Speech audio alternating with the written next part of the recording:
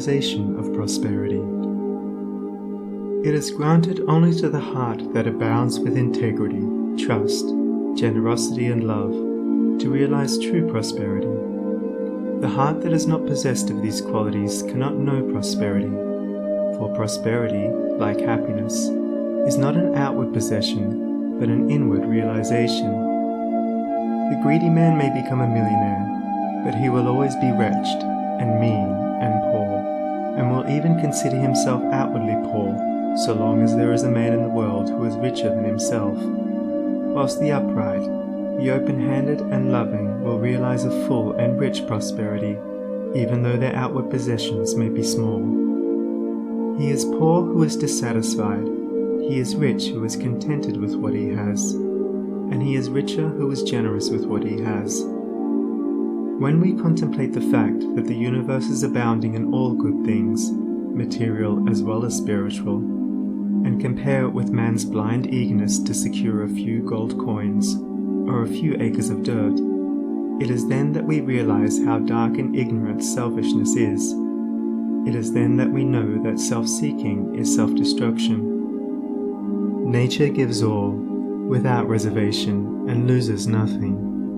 Man, grasping all, loses everything. If you would realize true prosperity, do not settle down, as many have done, into the belief that if you do right, everything will go wrong. Do not allow the word competition to shake your faith in the supremacy of righteousness. I care not what men may say about the laws of competition, for do I not know the unchangeable law, which shall one day put them all to rout, and which puts them to rout even now in the heart and life of the righteous man?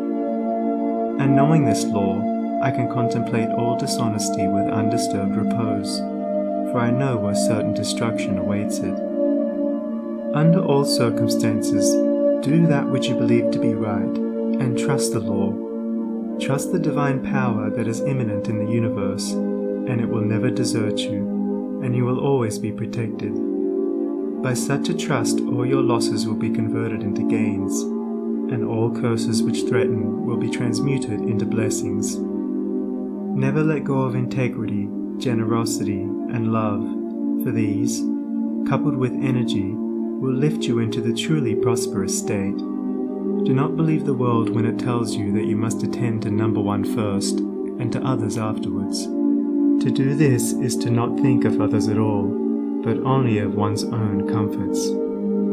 To those who practice this, the day will come when they will be deserted by all, and when they cry out in their loneliness and anguish, there will be no one to hear and help them. To consider oneself before all others is to cramp and warp and hinder every noble and divine impulse. Let your soul expand, let your heart reach out to others in loving and generous warmth, and great and lasting will be your joy, and all prosperity will come to you. Those who have wandered from the highway of righteousness guard themselves against competition. Those who always pursue the right need not to trouble about such defense. This is no empty statement. There are men today who, by the power of integrity and faith, have defied all competition, and who, without swerving in the least from their methods, when competed with, have risen steadily into prosperity, whilst those who tried to undermine them have fallen back defeated. To possess those inward qualities which constitute goodness is to be armored against all the powers of evil, and to be doubly protected in every time of trial. And to build oneself up in those qualities is to build up a success which cannot be shaken, and to enter into a prosperity which will endure forever. The white robe of the heart invisible is stained with sin and sorrow, grief and pain, and all repentant pools and springs of prayer shall not avail to wash it white again. While in the path of ignorance I walk, the stains of error will not cease to cling. The fathers mark the crooked path of self, where anguish lurks and disappointment sting.